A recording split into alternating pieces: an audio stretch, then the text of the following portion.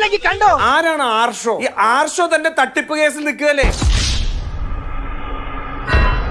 ഒരു റീ എൻട്രിക്ക് ശ്രമിക്കുമ്പോ ആരംഭത്തിൽ അപമാനം. കേരളത്തിലെ മുഴുവൻ ഉന്നത വിദ്യാഭ്യാസ രംഗത്തും ഇവർ നടത്തുന്ന അനഭലഷണീയമായ പ്രവണത കൊണ്ട് അതിന്റെ വിശ്വാസ്യത തകർന്നിരിക്കുകയാണ്.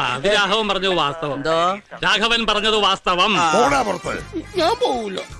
നിന്നോട് പോകാനാ പറഞ്ഞത്. ഞാൻ പോവൂലെന്ന് പറഞ്ഞില്ലേ, പിന്നെ എന്തിനു നിർബന്ധിക്കണം? ഞാൻ ചോദിക്കട്ടെ, ആർഷോ കേസ് ഇത് പരിശോധിച്ചുകൊണ്ട് ഇയാൾക്ക് ക്ലീൻ ചിട്ട് കൊടുക്കാൻ എന്ത് അധികാരം?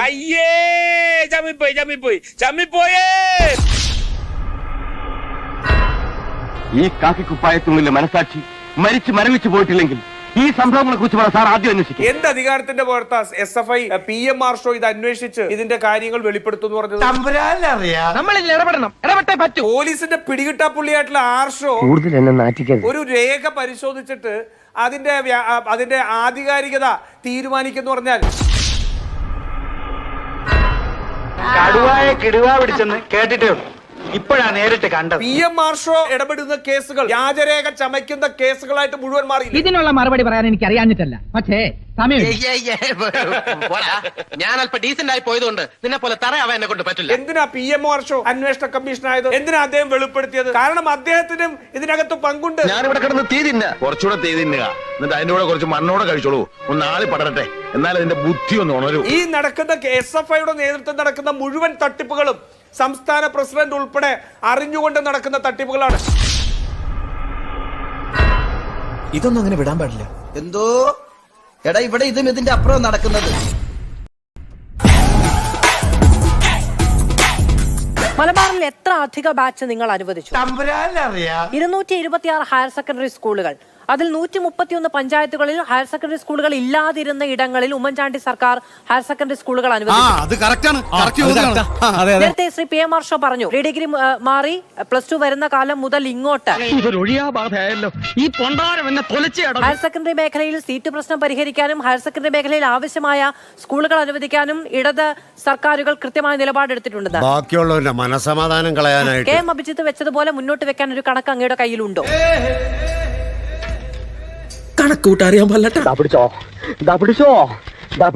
എന്തോ ഇത് ഒരു നീണ്ട കഥ. തീർച്ചയായിട്ടും കണക്ക് അവതരിപ്പിക്കുന്നതിനകത്ത് ഒരു പ്രയാസമില്ല. സമയം കളയാതെ എല്ലാം തുറന്നു പറ. വിവിധ ഘട്ടങ്ങളിലായി ഇടതുപക്ഷ ഗവൺമെന്റുകൾ മലപ്പുറം ജില്ലക്കകത്ത് മാത്രം പിന്നെ വലിയ ആനക്കാര്യങ്ങളാണല്ലോ നിങ്ങൾ ചെയ്തു കൂട്ടി അനുവദിച്ച 671 +2 ബാച്ചുകളാണുള്ളത്. ഞാൻ ശരിക്കും തള്ളുന്നുണ്ടോ? 2010 MA ബേബി വിദ്യാഭ്യാസ മന്ത്രി ആയിരിക്കുന്ന ഘട്ടത്തിൽ 179 സ്കൂളുകൾ മലപ്പുറം ജില്ലക്കകത്ത് അധികമായി അനുവദിക്കുന്ന ഘട്ടത്തിൽ. എടാ, ഇതൊക്കെ പറഞ്ഞുകൊണ്ട് നടക്കാനേ കൊള്ളൂ, ഒരു കാലത്ത് നടക്കത്തില്ല. അതായത് 179 സ്കൂളുകൾ പുതുതായി അനുവദിച്ചതിനെതിരെ അന്ന് കേസ് സമരം നടത്തി. എന്തായിരുന്നു അവരന്ന് ഉയർത്തിയൊരു പ്രതിഷേധം? ഇതങ്ങോട്ട് വായ തുറന്ന് ചോദിച്ചിരുന്നെങ്കിൽ ഞാൻ തത്ത പറഞ്ഞ പോലെ പറയില്ലായിരുന്നു. അതായത് കോൺഗ്രസ് സമരം നടത്തി. സ്കൂൾ അനുവദിക്കുന്നതിൽ പ്രതിഷേധം നടത്തേണ്ട കാര്യം എന്താണ്? ഒറ്റ ചോദ്യം, UDF എത്ര ബാച്ച് അനുവദിച്ചു എന്നാണ് ആർഷോ ഇവിടെ പറഞ്ഞു വെച്ചിരിക്കുന്നത്? കണക്കൊക്കെ എഴുതി വെച്ചിട്ടുണ്ട്, അതും കൂടി ചേർത്ത് വസൂലാക്കിയുള്ള കാര്യം ബൈ. UDF എത്ര സീറ്റ് അനുവദിച്ചു എന്നാണ് ആർഷോ പറഞ്ഞു വെച്ചിരിക്കുന്നത്? 449 +2 ബാച്ചുകൾ. ഞാൻ പറഞ്ഞത്, പ്രിയപ്പെട്ട ആർഷോ, നിങ്ങൾ ഞാൻ അതിന് മറുപടി പറയാം.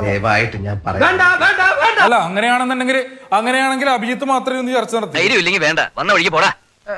ഞാൻ റെഡിയാ. അല്ല, അഭിജിത്ത് വ്യക്തിപരമായി തെറ്റായ വിവരം പറഞ്ഞ ഘട്ടത്തിൽ ഞാൻ അഭിജിത്ത് ഞാൻ പ്രാദേശികവാദം ഉന്നയിച്ചു എന്ന നിലയിലേക്ക് ആവർത്തിച്ചു പറഞ്ഞുകൊണ്ടിരുന്ന ഘട്ടത്തിൽ അതിനെ തിരുത്തേണ്ടുന്ന അവതാരക തിരുത്താൻ തയ്യാറാകാത്ത ഘട്ടത്തിലാണ് ഞാൻ അതിനകത്ത് പറഞ്ഞത്. നിന്റെയൊക്കെ കോപ്രായത്തിന് തൂങ്ങാൻ വേറെ ആളെ നോക്കി. ഞാൻ ഈ ചർച്ചയുടെ ആദ്യ ചോദ്യത്തിൽ എല്ലാവരും മറുപടി പറയുമ്പോൾ ഇടപെട്ടിട്ടില്ല. നിങ്ങളുടെ അടുത്ത ഊഴത്തിൽ നിങ്ങൾ തിരുത്തട്ടെ എന്നുള്ള നിലപാടാണ് ഞാൻ സ്വീകരിച്ചത്. എല്ലാവരും കുമ്പിടിയുടെ ആൾക്കാരാ, എന്ത് കണ്ടിട്ടാ കുമ്പിടിനെ സപ്പോർട്ട് ചെയ്യണേന്ന് എനിക്ക് മനസ്സിലാവണില്ല കേട്ടോ. പ്രാദേശികവാദമാണ് ഉന്നയിക്കുന്നതെന്ന് ഞാൻ പറഞ്ഞു എന്ന് ആവർത്തിച്ചു പറഞ്ഞുകൊണ്ടിരിക്കുന്നത് തെറ്റായിട്ടുള്ള കാര്യമല്ലേ? അങ്ങ് പറഞ്ഞു മലപ്പുറം അല്ലെങ്കിൽ മലബാർ മേഖലയെ മാത്രം. ഞാനൊന്ന് പറയട്ടെ ശ്രീ PM ആർഷോ, നിങ്ങളുടെ തലയിൽ എന്താ മനുഷ്യ ആ അതിന് താഴെ എന്താന്നാ ചോദിച്ചത്? നിങ്ങളുടെ ഇൻട്രോയ്ക്കകത്ത് എന്തായിരുന്നു? ഞാനൊന്ന് പറയട്ടെ മലബാർ മേഖലയെ മാത്രം പിന്നോട്ടടിക്കുന്നു എന്ന ഒരു പ്രചാരണം ഇവർ നടത്തുന്നു. എന്ന് ആർഷോ ആരോപിച്ചില്ലേ? ആർഷോ ചോദിച്ചോ ഇല്ലയോ? ഞാൻ എവിടെയെങ്കിലും വിളിച്ചോ? അല്ല, പ്രാദേശികവാദം എന്നല്ല ഞാൻ പറഞ്ഞത്. എനിക്ക് ഞാൻ വെച്ചിട്ടുണ്ട്.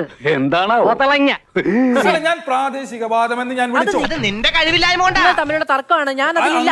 നിങ്ങൾ തമ്മിലുള്ള തർക്കമാണ്, ഞാൻ അതിലില്ല. ഞാൻ ചോദിച്ച ഒരു കാര്യം ഒന്ന് പറഞ്ഞോട്ടെ ആർഷോ. നിങ്ങളൊരു ആറാം മിടുക്കൻ ചെക്കനെ ഞാൻ ഇന്ന് വരെ കണ്ടിട്ടില്ല. ഞാൻ പറയുന്നത് ക്ലിയർ ആകും. അങ്ങ് ആ വാക്ക് അല്ലല്ല, അത് വിട്ടുകളയാൻ. ഒരു പാമ്പിനെയാണ് നീ നോവിച്ചത്. അതും വെറും പാമ്പല്ല, മൂർഖൻ. അതും വെറും മൂർഖനല്ല, കരിമൂർഖൻ. അങ്ങനെ പറയണ്ട എങ്കിൽ പറയണ്ട എന്ന് കെ എം അഭിജിത്ത് പറഞ്ഞു. ഇത് നോക്കൂ, നമ്മൾ ഈ വ്യാകരണ ക്ലാസ് അല്ലല്ലോ നടത്തുന്നത്. സാരില്ലടാ, നീ എവിടെ പരിപാടി അവതരിപ്പിച്ചാലും ഇത് തന്നെയാണല്ലോ നിന്റെ വിധി. ഒന്ന് പറയട്ടെ. ഇയാളെന്താ തുണി തിന്നുന്നോ? അല്ല, തിരികെ കയറ്റിയതാ. ഒരു ഫുൾ ഡബിൾ മുണ്ട്, വാ തുറന്ന തെറിയുടെ പൂര. അങ്ങ് ആ പ്രാദേശികവാദം എന്ന അല്ല, നമുക്ക് പറയാൻ സമ്മതിക്കോ? ചേട്ടാ കളിക്കരുത്, തമാശ പറയാനുള്ള നേരമല്ലത്. അത് തെറ്റായി ഒന്ന് പറയാൻ സമ്മതിക്കുമോ? ഇയാളെ വിളിച്ചോണ്ട് പോ, വെറുതെ കൈക്ക് പണി ഉണ്ടാക്കരുത്. കിളവനാണെന്നൊന്നും ഞാൻ നോക്കൂല. അത് തെറ്റായി അവതരിപ്പിക്കലാണല്ലോ. തെറ്റെന്ന് അഭിജിത്ത് പറഞ്ഞല്ലോ. വേണമെങ്കിൽ അത് ഉപയോഗിക്കണ്ട. എന്നോട് ക്ഷമിക്കണം, വേറെ നിവൃത്തി ഇല്ലാത്തോണ്ട് ഞാൻ വിളിച്ചതാ. ആദ്യ ഘട്ടമല്ലേ, ഇടപെടണ്ട എന്ന് വിചാരിച്ചാണ്. നിങ്ങൾക്ക് ഈ മാധ്യമപ്രവർത്തകർ ഇടപെടുന്നതാണല്ലോ ഏറ്റവും വലിയ പ്രശ്നം. എന്താടോ വേണ്ട? ആ ജനാധിപത്യത്തിന്റെ പുറത്ത് തോന്നിവാസം പറഞ്ഞപ്പോ നിങ്ങൾ ഇടപെടാതിരുന്നോണ്ട് ഞാൻ ഇടപെട്ടു. അങ്ങേക്ക് തോന്നിവാസമാണെന്ന് തോന്നുന്ന കാര്യത്തിൽ അങ്ങ് ഇടപെടുക. എനിക്ക് തോന്നിവാസമാണെന്ന് തോന്നുന്ന കാര്യത്തിൽ ഞാൻ ഇടപെടും. അല്ല, അതെ ഞാനൊന്ന് പറഞ്ഞോട്ടെ. എന്റെ മനോഹര, നിന്നെ ഞാൻ കൊല്ലം കൊറേ കാണാൻ തുടങ്ങിയിട്ട്. ഞാൻ ചോദിച്ച ഒരു ചോദ്യത്തിൽ നിന്ന് വളരെ മനോഹരമായി സ്കിപ്പ് ചെയ്ത് പോകുന്നുണ്ട്. എന്തായി പറയണേ? ഞാൻ പറഞ്ഞില്ലേ മോളെ, അവന്റെ സമനില തെറ്റിയിരിക്കുക. അത് നാട്ടുകാർക്ക് മനസ്സിലാവുന്നില്ലാന്ന് വിചാരിക്കരുത്. എനിക്ക് തോന്നിവാസമാണ് എന്നുള്ളത് കൊണ്ട് തന്നെയാണ്. ഞാൻ വെള്ളം ചൂടാക്കി തരാം, നല്ലോണം ആൾ കുടിച്ചാൽ മതി, വേദന മാറും. അതൊന്നും വേണ്ട അമ്മച്ചി, ഇവനൊക്കെ ഒരു പതിവാ. ഒരു മിനിറ്റ് ഒന്ന് നിൽക്കാം. നിങ്ങൾക്ക് പല ന്യായീകരണമുണ്ടാവും, ഞാൻ എന്റെ ഭാവം പറയാം.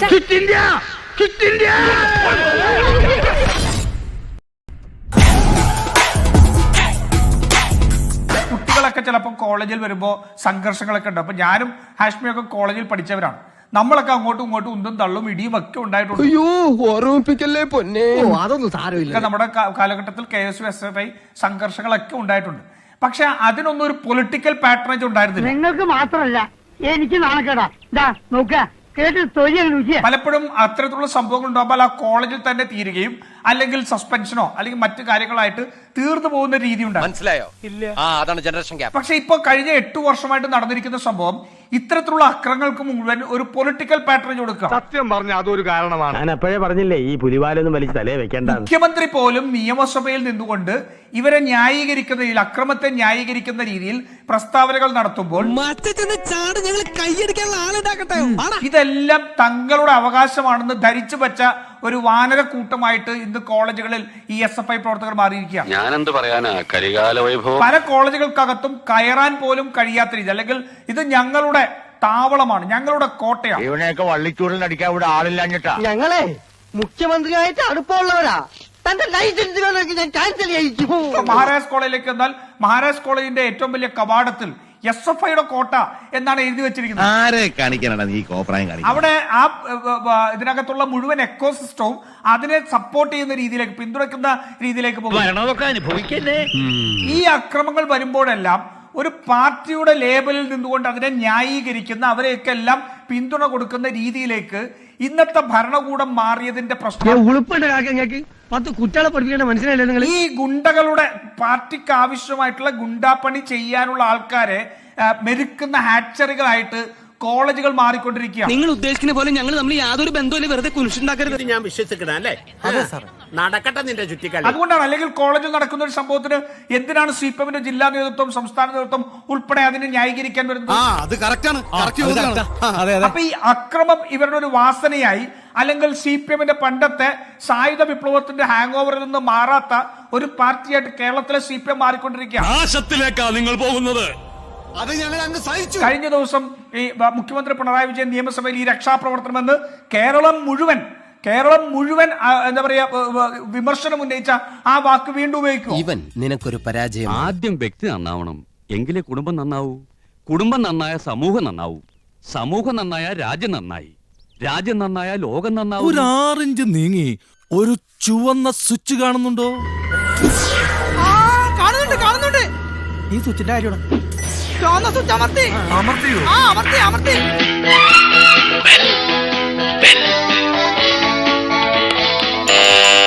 Thank you. ഈ ഉപകാരം മറന്നാലും ഞാൻ മരിക്കില്ല.